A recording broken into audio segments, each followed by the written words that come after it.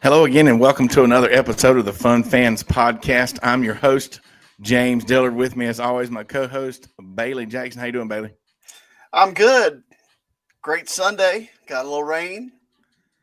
Yeah, with Watched a us little on the screen football. is apparently one of the lost monkeys has made its way up to our podcast this weekend. But Lions and Tigers, monkeys. Oh my, our Tigers got a road win. LSU Tiger got replaced or something. We'll talk about that. And the South Carolina's Low Country is the origin of another Outbreak movie, maybe.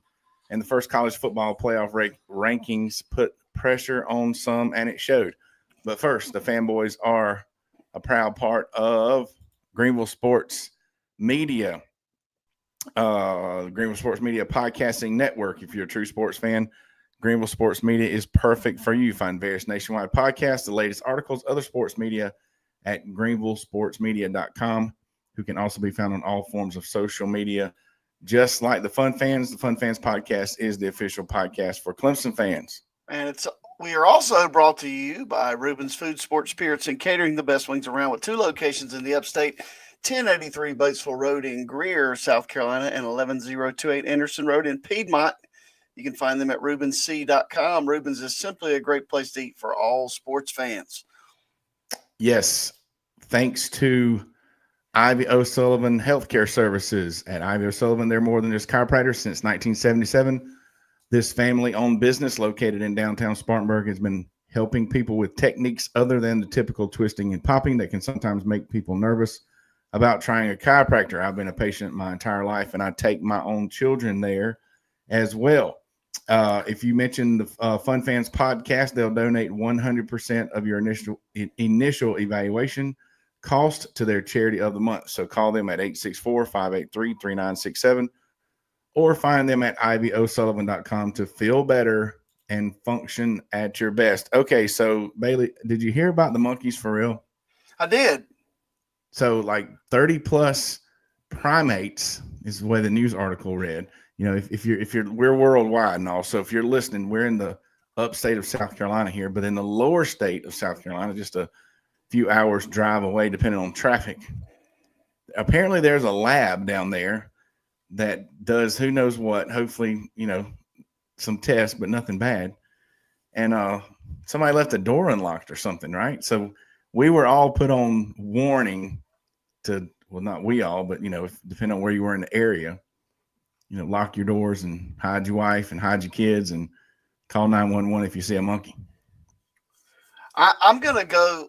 I don't know how I would feel if I'm walking my dog and a monkey pops out of nowhere. And I wanted to think I could take the monkey if it was a smaller monkey, but I got a feeling they got a lot of energy and they would continue coming at you like a monkey. Well, I kind of assume too they probably stayed in packs. I don't. I'm not a whatever the word is for somebody that studies animals, but they probably stayed. At least some of them stayed together. If you had, it reminded me of Jumanji. It sounded like a scene from Jumanji. It sounds scary. Yeah. So, and the thing is, what's not funny about this is, apparently this is not the first time that's happened with that particular lab. So. Well, I was listening to sports radio in Charlotte. I guess that was Thursday or Wednesday or Thursday, and the guy was like, "Hey, there's a place in South Carolina. Watch out! There's a bunch of monkeys on the loose." Monkeys on the loose. So crazy stuff. But speaking of live animals and college football fun fan weekend, there was also in the news where LSU was going to have they're going to bring back the live tiger to their sideline. Bailey, you know anything about that? Yes, I did a little bit of research for this, and for years they have Mike, their tiger, on campus. Like, he lives on campus. It's a real live Bengal tiger that lives in a 150 acre, I think it's acre area, 150,000 acres or something crazy. Maybe it's 150,000 square feet. It's probably more realistic because it's beside the stadium. But they used to bring, Mike is the guy's name, the tiger's name, and they're on Mike number 7. All right. So Mike number 6 used to get agitated, and he started getting old and cranky. and they couldn't bring him to the games anymore. Well, they don't bring Mike. They brought in a tiger from some roadside tiger place in Florida, and the governor of the state's the one who arranged this. You ought to go search this story and look at the local news from Baton Rouge, and it's kind of funny. I mean, they're interviewing people as they're going into the game or at the tailgate, asking them about the live tiger. So they definitely had the live tiger on the sideline, but not their mascot tiger. I'm gonna say that stays on campus all the time. Yeah, not Mike. So Mike was hanging out in his normal spot, they brought this tiger. And the name slips my mind. It was a little bit different. Omar Bradley is his name. And I'm just going to go, you got to do a pros and cons. Okay. Pros for bringing the tiger out, cons, and cons have to include what could have happened. Tiger eating somebody. What if somebody left the door unlocked? Got loose like the monkeys. Right. That could have been bad. I mean, that would be terrible. What, does Colorado still lead a buffalo? Yeah, I mean, in other places, like one girl in the news, she said other places have dogs. I mean, I don't see Florida toting around a live alligator. Yeah, well, I don't see Uga. Speaking of dogs, and talking about the Mike 6 and 7 reminded me of Uga, but Uga just sits there if it's hot. He sits in his little doghouse. Yeah, he's chilling on a leash. But I have my very first bowl game when I was a kid, it was a late 70s, 78, 79 Peach Bowl. Clemson played Baylor, and it was very new to me. Obviously, Clemson Tiger fan and all the mascots, animals for the most part, but I had never seen a live animal on the sideline until that game. They actually had a live bear cub. It was not a full-grown bear, but they had that blame bear on the sideline to beat Clemson in the Peach Bowl. North Carolina has that ram. Yeah, thing. This is true. And other places have animals, but a tiger me is a little extreme. Very wild animal. And the governor's catching a lot of grief from some animal rights activists. Probably would help if they would have won. I wonder what the win-loss ratio is to live animal, no live animal. Well, they used to do it all the time, and they only did it, before the game. Right. Well, speaking of animals and eating things at the game, all right, so Clemson went to Virginia Tech, and these guys got some attention. They sure did. So this is not a live turkey, but a dead turkey leg got passed around by these 5 Virginia Tech fans, students likely. They look about student age. And I mean, a turkey leg, that's a very large piece of meat, but they were getting hammered by the commentators for sharing the turkey leg. Bailey, would you share turkey legs with friends at a game? Yeah, I'm going to be honest with you. I have never purchased a turkey leg of any sort. I've been to the Renaissance Festival. I've seen people eating them. I saw these guys passing it around. I mean, there's enough meat on there to go around. They were sharing that thing. It was probably about $20. They paid for it, so they were sharing it. They're gonna share it. I mean, I'm gonna give them a little fun fan shout out. That's some fun fans right there. If they're now, he wasn't sharing that beer he was chasing it with, but even the commentators made a comment about that'd be great with that beer he's got in his hand. But anyway, yeah. So that was fun, and we did have some friends, which a lot of Clemson fans up there, but a couple of friends of ours, Jim Mabry, his girlfriend Lisa. I know that and, guy. I think that's Lisa's brother and his wife Jeff and Michelle. They were there, and you can hardly tell in this picture, but they had some Bojangles on the table, so they're tailgating up there. So Bojangles is apparently it's a crowd favorite everywhere. So shout out to Bojangles. Yeah, appreciate the picture from Jim, and they had some other pictures in the stadium and stuff. So always a fun time to go up there. I've heard that was a good place to be. And we also had another friend that was mic'd up during the game. Have you talked to Coach Lane? You probably hadn't talked to Coach Lane since I sent him a text while he was on camera. Yeah. And I mean, I was hoping he would look at his phone, but he didn't. His phone. He didn't. I mean, I don't think he knew he was on camera. Maybe they said, "Hey, we're going to talk to you in a second." Because honestly, Jalen didn't have a great game. Right. But I said, all I told him was, "Boy, your wife's better looking for TV than you are." Yeah. And he said, "LOL." Well, for background information, Jalen Lane, a wide receiver for Virginia Tech, played at Clover High School while his dad was the head football coach there. Correct. Coach Lane, and Bailey and I both know him. Obviously, Bailey's the AD. I used to coach wrestling against Coach Lane back in the day when we both did we were like assistant wrestling coaches, but has definitely done well for himself and his kids having a good college career. And that was just kind of neat for him to get chosen somehow to get mic'd up. I don't know if that helped his Well, Jalen was also selected to play in the East West Shrine game this past week. Okay. And the announcer screwed it up. I mean, they said he was the head football coach at Westside and Clover. All right. Westside's in Anderson. Right. And his team is ranked number 1 in 4A. They have a quarterback that's committed to the University of South Carolina, and they are really good. Yep, so he could be winning back-to-back state championships. And, best of luck to him. And, we're very proud of Jalen. Obviously, he's such unbelievable young person that we are all very proud of what he's doing. Hadn't he been on the show twice? Yeah. Oh, yeah. He's great, man. And he'll be in the NFL, too. He's going to have a chance. He has a legitimate chance. And I told his dad that when he was 17 years old. There you go. Well, good luck to him. Glad that Clemson got by. We'll talk a little bit about the game. But one last thing about there's only 2 tailgates left in Clemson. Speaking of the tailgates, military appreciation. Tomorrow's Veterans Day. Shout out to the veterans. Absolutely. We'll do a little more of that later. But if you have the opportunity to go to Clemson when they play the Citadel for the military appreciation, Clemson definitely does it right. Now, speaking of the game, okay, so my opinion, obviously, it's always good, especially when you go on the road, to come out with a win. It's one of those tale of two halves games that what things were not pretty first half, and then it's like Clemson finally came out of their 6-quarter slump in the second half and started playing like they had been playing earlier in the season, and that's pretty much all it took to get the victory. What would you? Yeah, I mean, even in the first half, there were a couple drops. I have the announcers were very critical of Cade Klubnik. The interception he threw is giving Brennan-Stool a shot to make a play on 3rd and long, and it ended up it's a punt. That's what it is. Oh yeah, that was nothing. Like there is nothing, wrong with what he did there. I mean, he's running for his life. I think that's the bigger issue right now.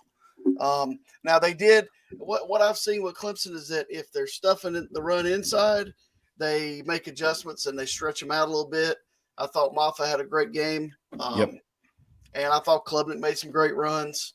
I would and that's a tough place to play. Because really, let's look at the road games they've had. All right, who have they played on the road? Clemson. Well, they had a neutral game against Georgia, and that was the number 1 team in the country at the time. And then they traveled to Florida State. Florida State, which Florida State's 1-9 now, or 1-8. We'll talk about them in a second too. But that was the biggest environment that some of those guys have played in, especially those true freshmen. So they won. Oh yeah, it's a tale of two halves. Here's what I like. And I don't know if you saw this. The Virginia Tech stadium crew put on X or Twitter. Clemson left the locker room spotless. Yep. They said, shout out to Clemson football. This is unbelievable. This is classy. And I know people want to win every game, but I'm getting old and that stuff matters. Oh, it yeah. Matters. That kind of stuff matters. And that's why I love Dabo. I may have put a few posts on X myself the first half, and I think I may have put a few more on the second half, but it's fine. It's all in the fun of right. That's why it's the thrill of victory, and sometimes there's a thrill throughout the game, and that's why we love the sport. So, and I may have posted a thing or two about referees, and I'm still going to stand by. And I know that nobody's perfect, and I'm not expecting anybody to be perfect. But Bailey, did you see what the referees in the Virginia Pitt game? I did. That's like if a first. Pat Narduzzi, I have lost my mind. I mean, now there's one thing, pass interference calls, holding calls. That's one thing. Those are judgment calls. If you did not hear about this, so Pitt's winning the game.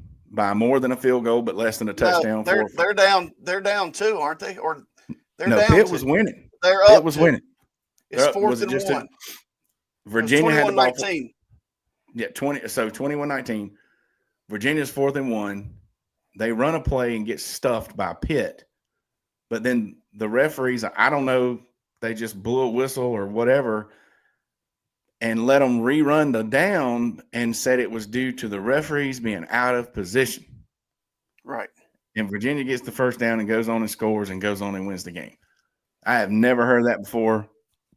That is, I don't know. You don't let what happened to standing over the ball until everybody's ready and set and all that. That is so bad. And the play happened, just because the refs aren't in position. The refs aren't supposed to be part of the game anyway. But that's just a prime example of, hopefully it's an outlier of an example, honestly. Well, I tell you what I saw today, and I was watching. I grew up a Redskins fan, and they're the Commanders now. So, and they're good, and Pittsburgh's good, and they were playing, and there was a 4th and 9, and I'm telling you, they missed the spot by a yard.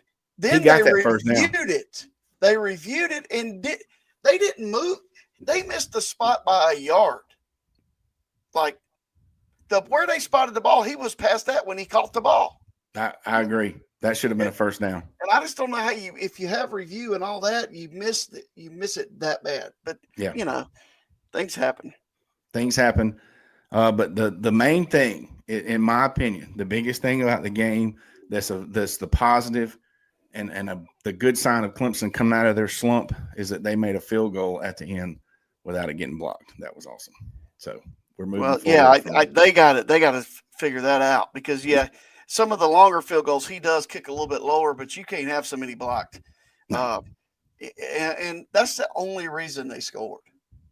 That was the only time they scored. Yeah, they scored an offensive touchdown late, but that's when they're in panic mode and they're throwing it every down, and maybe the field goal team needs a little energy. But they need a little practice. Need a little practice. Need a little energy. If you need some energy, go to w.gg, enter promo code FUNFANS for 10% off your Jitterless energy drink. Tons of flavors, just like Grandpa's denture water here. That has become one of the favorites. But anyway, all right. So on to some other games. So last Tuesday, since our last show, the college football playoff rankings have came out. So these will change in 2 days. But this is what it was going into this weekend. And so numbers 3 and 4 lost. Everybody knows this. But there were a couple of them that lost 18 lost, whatever, 15. But the thing is, when you get these rankings, it's like it put some pressure on some folks. And 8 and 9, Indiana and BYU. Did you have see the highlights or anything? I did. Games? I had the Indiana game was on most of the time on the other TV. They all but lost. I mean, that was crazy. So but they got the win, but they didn't. Now BYU and Utah. Did you see They had the phantom hold call. Utah's athletic director said he is going somewhere, wherever he said he's going. He was not happy. He said, we won this game, blah, blah, blah, blah, blah. So I ask, the question is, and whether you like it or not, it's definitely a thing, the eye test. As the committee sits down to rank these people, even though those teams won, do you think that's going to affect, where they get put in the rankings? I don't know. I mean, I think Miami falls in the polls. They fell all the way to 12 in the AP poll. Yeah. And it's going to matter because it's the names of the schools too. That's too. Part of the eye test. That's true. I mean, that's unfortunate. The dude at Indiana, Cignetti, did we show his introductory when he was introduced at an Indiana basketball game last year? You need to look that up. He went off. He was like, the heck with Michigan, the heck with Ohio State, the heck with all these teams. We're going to beat them all, and that's what he does when he goes places. But he has to sustain it now. Like, he got a bunch of guys to transfer in there, and it's still Indiana. Yeah. football. So we'll see. But they won. And they're 10-0 for the first time in school history. I don't see them beating Oregon or Ohio State No. in that conference. I mean, you never know, but I agree. And the thing about bringing folks in, like you say, hopefully he can sustain it. Is this the part where does that segue into Florida State? Sure. Bless their hearts. Yeah. Because they did not sustain. I'll never say that. Live by the portal, die by the portal. We've said that on here. I predicted this was going to be, and it's not the situation for everybody. No. But they just got rid of 3 coaches. So they got 3 coaches in the portal, guys. That's what I said. They've entered the transfer portal. So, and they're not good. They are just doing not good at all. 1 year after going undefeated. And Notre Dame is good, but they're not really that good. I don't think they're that good either. Right. And they beat the brakes off of Florida State last night. Talking about the eye test. You talk about laying down. When you don't have anything vested in your university, it's easier to lay down.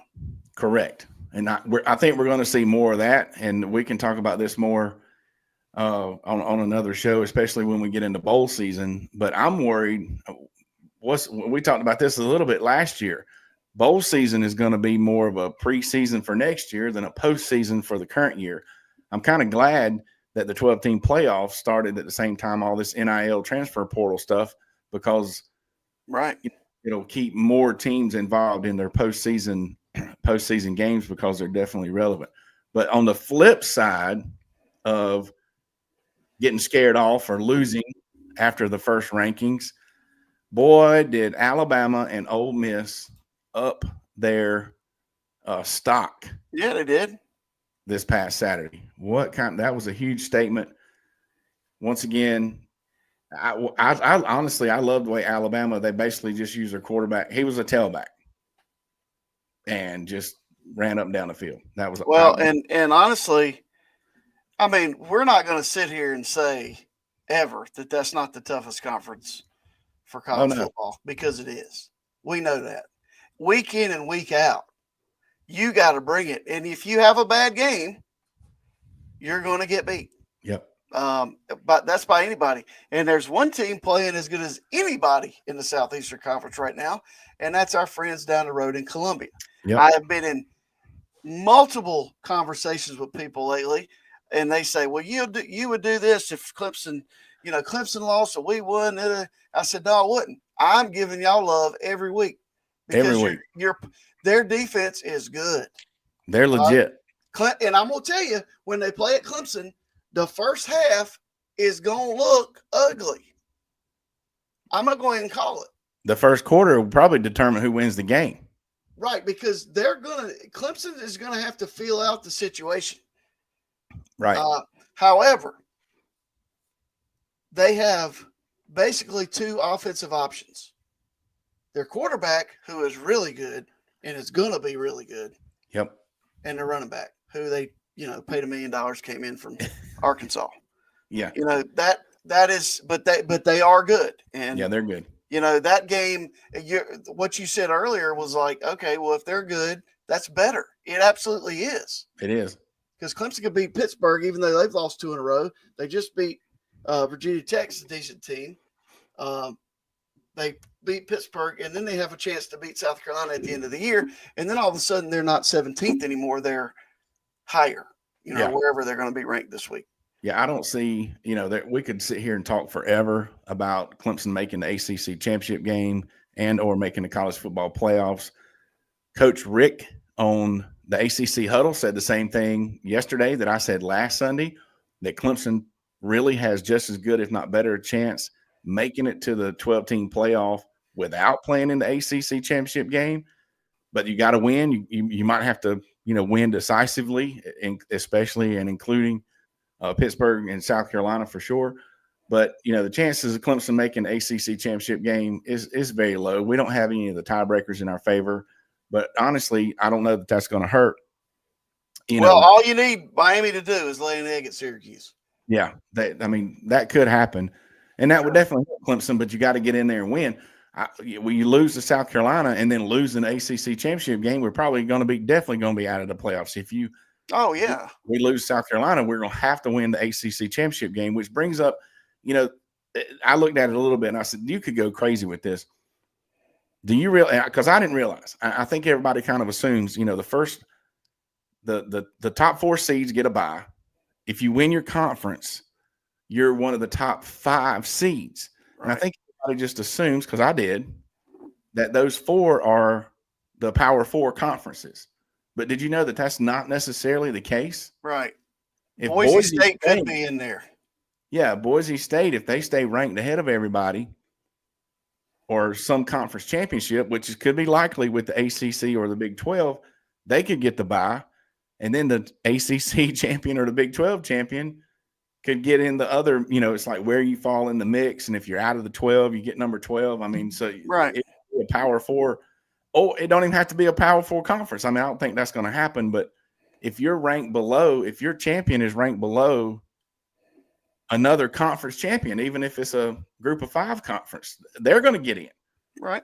It would be, it's not out of the realm of possibility to have, 3 Power 4 conference champions in and 2 group of 5. So that would be crazy. The Big 12 right now, if you go and look at it, it's kind of all over the place. You got Colorado has a chance at winning in this past poll. They were only ranked 20th?